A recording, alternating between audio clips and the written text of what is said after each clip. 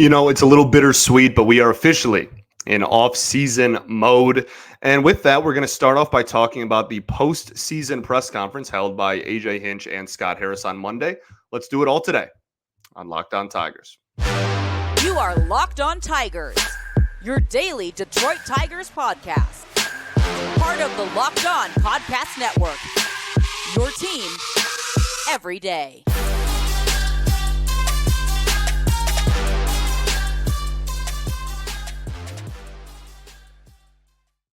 What is up, everybody? Welcome back to another edition of Locked On Tigers. I'm, of course, your host, Scott Bentley. Today is Wednesday, October 4th, 2023. Thank you so much for making Locked On Tigers your first listen every single day. We are free and available wherever you get your podcasts, including YouTube, part of the Locked On Podcast Network, your team every day. All righty. Well, like I said, a little bittersweet here, heading into off-season mode officially. No more games to talk about, all off-season for the next, few months. And first off, we'll be at 5 episodes a week for the foreseeable future. I know I've said that a couple days in a row, but I think it's important to make that clear. We're not going anywhere. Still your team every day for a while. And there was a postseason press conference held by AJ Hinch and Scott Harris, and that's going to be the majority of today's show. We got a few other kind of stuff to talk about before we get into that. But I want to start by just like this offseason in general. This will be my third offseason as the host of this show, which is very exciting. And I think that there's a lot of intrigue around this offseason. I don't want to use the word excitement because I really don't think it is like pure excitement. I think it's cautious, like put your feet on the table and make something happen. I think it's intrigue because of where the Tigers are at. They, again, 78 wins, certainly, blew past a lot of people's expectations. And I think that there's a young core that's starting to form here. You're getting money off the books, et cetera, et cetera. There's a lot of reasons to be optimistic, I guess I'll say, about this winter. But we've seen not a lot of moves in the winters for the last 7 years. So it's specifically the last 5 years. So it's one of those things where I think people are intrigued, but I don't want to use the word excited. I think it's like, show me something, show me that we are going to take another step forward with the moves we make this winter. And that can be exciting, but it can also be scary. And it starts with some quotes on October 2nd that probably mean nothing because it's probably like the Steve Yzerman School of General Manager speak, because that's how it works. But we're going to overanalyze them anyway, because that's what we do. Okay. I want to start, well, we're like 4 minutes in now, so we're not really starting with anything. But before we get to the press conference, I do want to talk about some news and notes surrounding the organization. Number one, Matt Shepard will no longer be the play-by-play announcer for your Detroit Tigers. Matt Shepard officially on Tuesday afternoon, it was announced that he would not return as the TV play-by-play announcer for your Detroit Tigers. I'm not going to come on here and like dance on graves or like talk about, like how good or bad he is at his job and whatnot. Like that's not what we're going to discuss. But I do think that inherently there's some excitement around this. And again, like this is not a talent-based discussion at all. This is strictly, it's not even really his fault. At least this part of it isn't. Like when you look at highlights from when the Tigers were making the playoffs, you hear Mario and Pemba, you hear Ron Allen, and you associate those voices with a really, really good Detroit Tigers team and a lot of fun memories. Matt Shepard has been the play-by-play announcer for 5 years and has been the announcer for just some absolutely dreadful Major League Baseball teams. And again, that's to no fault of his own. That part of it is not his fault. And so I think that when we look back, we will associate this very dark 5-year stretch as far as product on the field goes with Matt Shepard's voice, unfortunately. Again, that's not his fault. And so I think now that we have this young core and a lot of people are kind of optimistic about what the future holds, and hopefully we keep ascending into this new era, post Miguel Cabrera, this true new era of Tigers baseball. Hopefully we can associate that with a new name. And I think that is the part that at least excites me, and I think excites a lot of people. And I know everybody has their own opinion on, is he good at his job? Is he bad at his job? Everybody's got an opinion on Shep. I totally understand that. I'm not talking about talent level. That's not at all what this discussion is based around. It's just new era.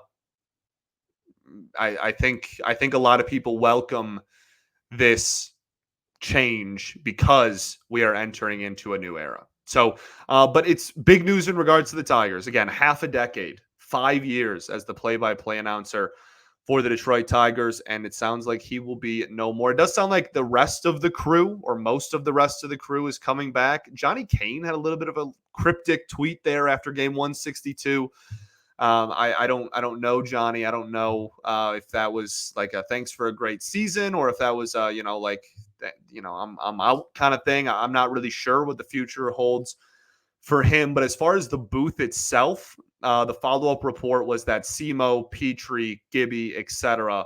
all do plan on coming back and being retained. So looks like Matt Shepard going to be the only big and notable change there as far as the booth itself goes.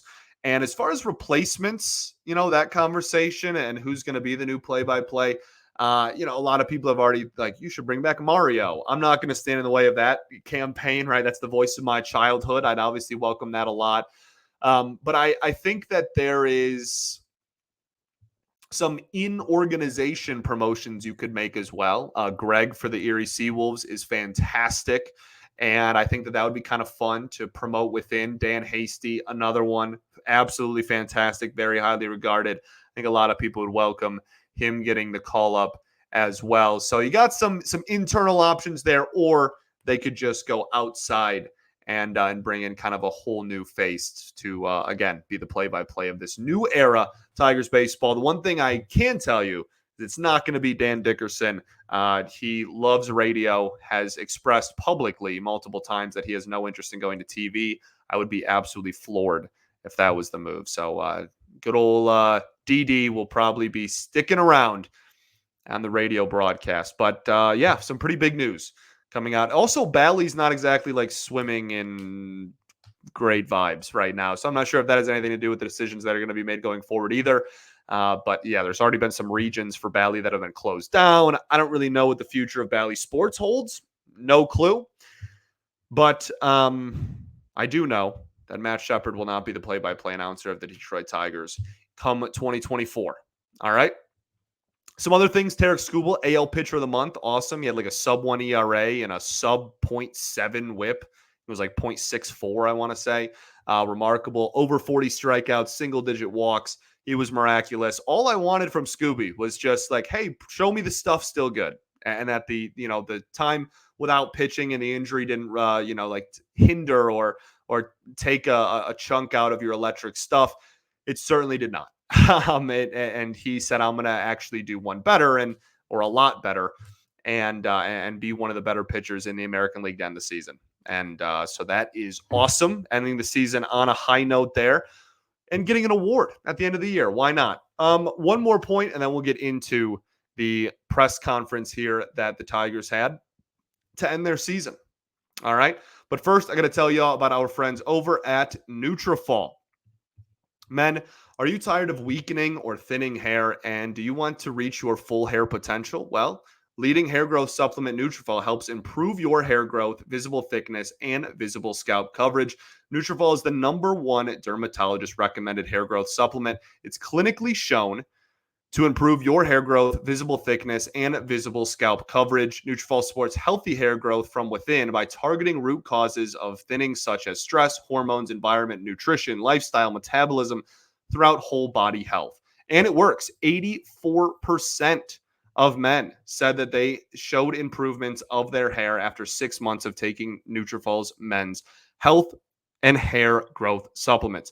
So take the first step of visibly thicker and healthier hair. And for a limited time, Nutrafol is offering our listeners $10 off of your first month subscription and free shipping when you go to Nutrafol.com/man and enter promo code LOCKEDONMLB. That's Nutrafol.com/men and enter promo code LOCKEDONMLB. That's Nutrafol.com/men, promo code LOCKEDONMLB.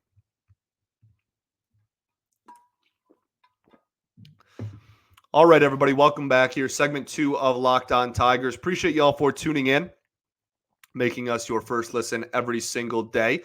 Appreciate you all greatly. Shout out to the everydayers that do tune in every day. We'll be back tomorrow. I think we're going to start talking, like season in review stuff. What went right, what went wrong, successes, failures, etc. in the 2023 season. That'll probably be the remainder of this week. The only other point I wanted to make before we get into the presser is that Michael Lorenzen did not make the Phillies wild card roster, which I think was kind of fascinating. I don't think it's strictly performance-based. We'll see if they get past the wild card round. We'll see what their ALDS roster looks like because it's a 3-game series. They have a two-headed monster in their rotation. If he's not your clear third best starter and you want to go like more reliever heavy, then that just kind of like naturally makes sense. But it is worth noting that he got off to a really good start in Philly. Had his first 3 or 4 starts that were great. Then he threw the no-hitter. Got off to a great start. Since then, his numbers really in the last couple of months of the season kind of inflated a little bit. He wasn't awful or anything. He wasn't unpitchable, but he certainly took a step back and wasn't as good as he was for the Tigers in the middle of the season and then the Phillies when he first went over. So something to keep an eye out for there. But, former Tiger, some people even are talking about signing him again and wanting him back. So I thought it was worth bringing up. Let's get into this presser. I want to start with AJ Hinch. I've been asked a lot about AJ Hinch's future with the Detroit Tigers, really. And if I think that he's going to be around long term, if I think he's going to be back next year, etc. And, I think that AJ is good for the Detroit Tigers. I've been very vocal. There's some that we don't agree on 100% of anything. I'm not a blind follower into like really anything, but I think that he is good for the Tigers. And I think he should be the manager of this team going forward. I think he's the man for the job. I think he should be the manager when this team is playing competitive baseball again. Okay. So if I was worried or if I did think that he was leaving, I would be worried. I would think that would be a loss for the Detroit Tigers organization. I know everybody has their own opinion on AJ. What I said is not like a shared 100% shared sentiment, and that's fine. But I do think that it's an important conversation to have. I'm just not super worried about it. And his quote in this press conference was, "I've never been more encouraged to be the manager here." Goodness, I can't read. "I've never been more encouraged to be the manager here. I know these are not easy jobs to get, and they're not easy jobs to keep. When it comes to being the Detroit Tigers manager, I'm thrilled, I'm proud, I'm honored." Doesn't sound like anybody who's going anywhere to me. And I'm pumped about that. I'm fine with it. So I'm really not worried. I know there's some rumblings. Oh, was he going to go back to the front office? Or some people going to try to poach him? I think I don't know AJ personally, but I think that he wants to come in when this thing was at its absolute bottom and build it from the ground up. I think he wants to be a part of that process. And that's the impression that I get from him.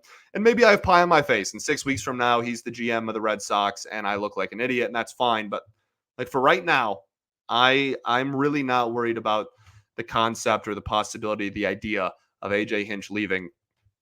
Scott Harris had a few quotes, obviously. Well, he had a lot of quotes, but he had some quotes about the offseason. I want to talk about those before we get into the individual players. He had 2 big ones that we'll talk about. One was he said that they're going to be active, and that was clipped. And he said, "We're going to have an active offseason." Everybody freaked out. I think a lot of people, just generally speaking, and we'll get back to these quotes in a second. when it comes to really anything on the planet these days, but we're talking about the Tigers here. This is not a metaphoric where we talk about metaphors and life concepts here. We're talking about the Detroit Tigers, so we'll put it in terms of Scott Harris. But I think that there tends to be a want to be like all in or all out on like everything these days, and so I think that there's like this growing battle where it's like, oh, Scott Harris is like the absolute worst. And then other people are like, he's the best thing ever. And I just like, I don't know how it's possible to really think either of those for like my brain. And I'm not saying that however you feel about Harris is incorrect, to each their own. And the future will hold what the future holds in terms of like what moves he makes. If he goes out in the next 2 months and makes, 8 awful moves, then like obviously we're all going to be like, all right, yeah, this dude sucks. But if he goes out and makes 8 great moves in a row and we're all super pumped, then we're going to say the opposite, right? Like I just feel like for where our feet are right now in the present, in early October, it's really hard 1 year in to be like, yeah, like this is like very clearly like we got an absolute ringer and this dude is the best. And it's also impossible to be like, I'm completely out and this dude he's not him and this is not going to work. Like just looking at his year in review, we'll kind of do a year in review Harris episode. There's a lot that went right and a lot that went wrong. And the reason I bring all this up is because I feel like this press conference went the same way. I feel like there were a lot of quotes that I looked at and I was like, nice. Okay. I can get behind that. I agree with it. And then there was some that I was like, I don't agree. I don't see eye to eye with that, or I don't understand the point of even saying that, or I think that this is a nothing quote. So that's the only reason I bring that up. I just like, I promise it's possible to like take everything in stride and be like, okay, like I'm fine with where we're at right now. I am. I'm fine with where the Tigers are at 1 year into the Harris era. I don't think that we're in an awful position. I don't think that he's taken steps backwards. I think we've taken steps forward, and that's good and that's encouraging. But only the future. Like if we roll out the exact same product next year, we're not going to win the World Series, right? We are still moves away from where we want to be. Okay.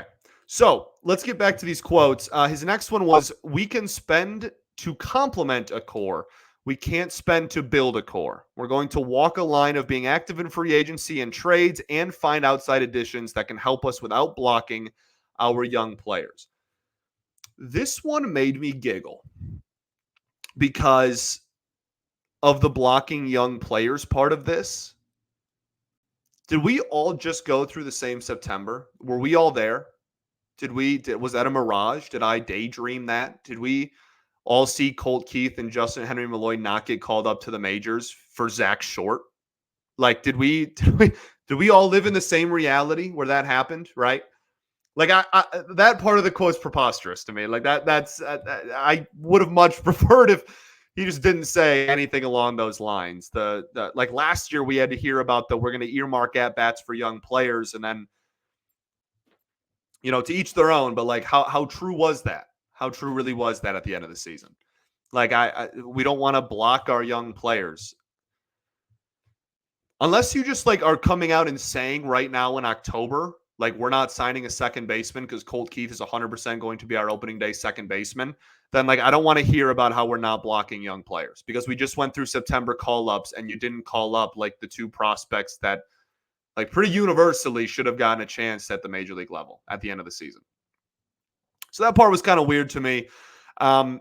As far as the like, you can spend to complement a core, like, yes, that's objectively true. You can obviously spend to complement a core. We can't spend to build a core. So full disclosure, I'm recording this on Tuesday afternoon. I'm about to finish this recording and go watch playoff baseball and go watch the Rays play the Texas Rangers. I don't know how in depth you are with the history of the Texas Rangers core. But none of them were there 3 years ago, and they were all bought. So I don't necessarily agree inherently. Like, we can't build a core. We can't spend to build a core. I mean, teams have done it. That's not like some impossible thing that no one's ever done before. Plenty of teams have done that. But I do also, in the same breath, I'm just like being a jerk and like a little bit of a contrarian there. Like, I do understand that the core that we have in place is already within the organization, right?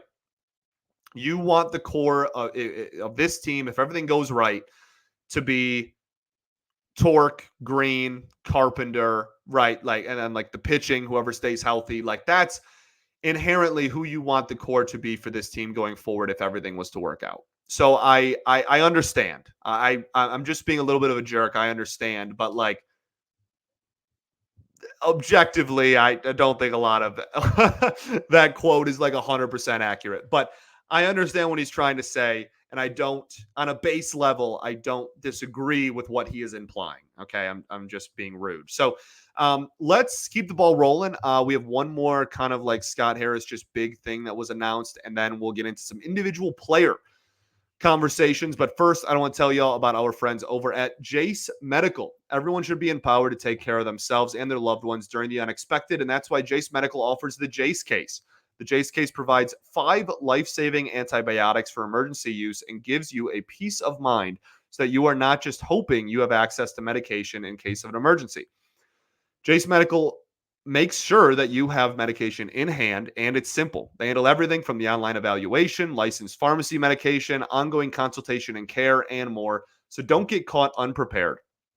And also go there and get $20 off of these life-saving antibiotics today from Jace Medical by using my code LOCKEDON at checkout at jacemedical.com. That's JASC medical.com, code LOCKEDON.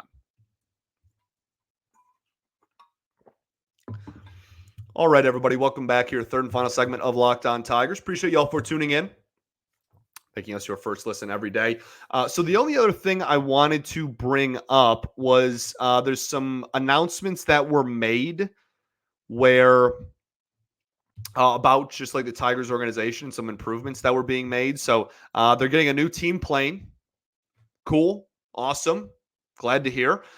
There's plans for new dorms, covered field, cages, and mounds in Lakeland. I think that that's awesome. Something that, you need to take care of your players. You need to take care of your minor leaguers. When you talk about the organizations that have like the best minor league systems, like the Dodgers are the prototype for taking care of minor leaguers. They do it better than anybody in the league. They have those dorms. They have like the housing. They have like the meals. They are a very, very kind of like the prototype for, and like it's to me, there's a direct correlation between like, oh, the Dodgers treat their minor leaguers really well. Well, guess what? Even though they draft 28 every year, they still have the best farm system in baseball year in and year out. That's not a coincidence. Okay. So I'm glad that we're certainly not the Dodgers right now, but like we're taking the steps to address minor league, just like living and lifestyle more and more. And I can at least appreciate that a little bit. There are going to be continued improvements to the team clubhouse. And then the biggest one that everybody's really excited about, they have purchased land and are in the design phase for a new complex in the Dominican Republic that should improve international free agency. That's awesome. This is such a big win. And, I don't want to make it sound like we are like the front runners here, like we're the revolutionaries here. That is something that double-digit teams have. Okay, we're not like the only team that has thought of this. We are behind, but we are catching up, and the previous regime is gone, and they can't hurt us anymore, and we are finally catching up to the top end teams in the league when it comes to player development and international signing, et cetera, et cetera, et cetera. Okay, so this is awesome. And it's great. And I'm super excited. I just don't want to make it sound like now the Tigers are going to get every single big name international free agent ever because we have land in the Dominican. Like, again, like there's a lot. All the best like international free agent teams all do this and all have this. Well, not this exactly, but have like established, complexes and organizations and et cetera, in some Latin countries for international free agents. So this is awesome, though. This is awesome. I'm not trying to take away from it at all. It's just like we're the ones that are playing catch up, and we're trying to erase the years of having zero footprint in the international market. Literally zero. Zero, zero, zero. We have been awful in the international market for my entire life. Not once ever have we been profound in that market. And so the concept that like we actually could be at minimum equal playing field with some of these teams that get good international prospects consistently is very exciting. So that's a thumbs up. Let's get into I think the for me the biggest part of this presser, we're burying the lead here, was when Harris was asked about individuals. He was asked about Carson Kelly. I guess that's where we'll start. The quote's really just, that's very much an open question for us. We're going to spend a lot of time on it. Great. So nothing, which like, it's a pro season presser. I don't expect to like learn a lot. I think I expect it to be a lot of GM speak. And that's kind of what I think it was, most of these answers. But, you know, Carson Kelly will be a fascinating conversation we'll have. I don't have too much else to add, but the free agency market this year is not awesome. It's not great. And that kind of goes back into like earlier, you know, like, you can't spend to like add a core, but he also said like, we expect to be active and we expect to be like active in free agency and whatnot. Like you can get improvements, right? Like we still rostered like some 4A players. Like you can get improvements in this free agency class, but you're not going to get the big overwhelming like star player. And with catchers specifically, Jake Rogers is going to be the opening day catcher next year, and he's going to be the starting the presumed like 1A catcher next season. So in terms of like what the backup catcher situation is going to be, I think they are going to take a look at Carson Kelly. But I also will take a look when that decision is a little bit closer to like being made because that's a club decision about like what the other catchers are going to be on the market. Because I think you could certainly improve offensively, but Kelly played good defensively. So we'll see what happens there. Next up is Austin Meadows. I get asked about Austin Meadows. I think more than I get asked like anything in my life, like not even just like in terms of work, just like in general. Like I get asked about Austin Meadows more than I get asked like, how's your day going? Like it's remarkable how, and like, I don't know anything. I don't know anything that the public doesn't know. And I think that after this presser, we're learning that like nobody knows anything. And that's kind of like what I've assumed this entire situation. Harris said that he hadn't talked to him in, quote, a few months.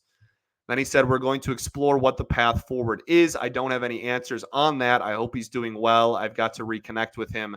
That's going to be a priority for us in October. I don't know Austin Meadows. I don't know the situation. I will say, before we move on, if I had to guess, I would say that Austin Meadows has played his last game as a Detroit Tiger. I find it very hard to believe that they're going to go, quote unquote, a few months without talking and then just like reconnect and, oh yeah, I'll be back and like be in the starting lineup next year. I can't fathom that that's reality. So I would think that Austin Meadows is probably not going to be a part of the Tigers organization in a few months. Obviously, I'm a big mental health advocate. I wish him nothing but the best when you're in that situation, man. Like that can be a really dark cloud over you that just doesn't go away. So I wish him the best. I hope that he's able to overcome whatever he is going through and take the steps needed to overcome whatever he's going through. But on a baseball, just strictly the baseball side of it, I can't imagine that the Tigers are going to continue to go on year 3 of this. I can't see that happening. So we'll see. I don't know anything. I could be wrong about that. They absolutely could just, keep trying to see it through. It's not costing them like a roster spot or anything. Like I don't know. But that's kind of where I'm leaning at the present moment. Okay. Spencer Turnbull, another pretty interesting conversation. He said that he, quote, expects him to show up to Lakeland ready to compete for a job in our rotation. Then said he thinks that Turnbull was really talented. We've seen flashes of it, etc. How do I word this? I will see it. Nope. I will believe it when I see it. That's where I stand on the Spencer Turnbull situation. This has been so weird. It's been so weird. We've had the like Boris thing, the switching of agents. We've had the injury that like didn't happen and then happened. We've had poor starts in AAA. And the reason why I'm in the boat of like, I'll believe it when I see it is I'll ask you, okay? I'll flip it on you, the listener. When you are making your 2024 Detroit Tigers roster, last couple of weeks we've been playing that game. Who's going to be on the team next year? When you're writing down those 26 names, are you writing down Spencer Turnbull's name? I'm going to venture to say no, you haven't been. And even if you have, was he a reliever? Assuredly. There is a 0% chance, and I mean 0% chance that the Detroit Tigers organization in October is looking at the 2024 rotation and going, well, maybe Spencer Turnbull will be a part of this rotation next year. Let's pencil Spencer Turnbull in for 30 starts. 0% chance. So, if this is true, he says he's going to have a meeting with Turnbull, and they're going to talk about game plan, the direction going forward. If this is true, and he expects him to show up to Lakeland and compete for a job in a rotation, that's great. I will believe it when I see it. Just seems like a really weird situation to just be like, yeah, well, maybe he'll be in AAA again next year. Like, just been a really weird year as far as that goes. And I will believe it when I see it. Okay. The last one before I let y'all get out of here is Eduardo Rodriguez. Essentially said, we don't have a decision to make as an organization. It's their decision, talking about Javi and Erod, given the way that their contract is structured. When asked about Erod specifically, he said, quote, we don't anticipate any conversations prior to the decision. There haven't been any, and I don't plan on having any between now and then. That feels wild. Like, I don't know like the history of like player option relationships with front offices. I don't know if that's weird. I don't know if like there's no conversation, but a couple of things. One, I've said it a million times and I'll say it again. Since February, I have believed that Erod is going to opt out. Okay. I think that that doesn't mean he's not going to be a Tiger, but he's going to opt out. And then when he does opt out, he's going to walk back to Scott Harris and go, hey, I would still like to be here, though. Give me a raise and add an extra year onto my contract, and I'll play for you.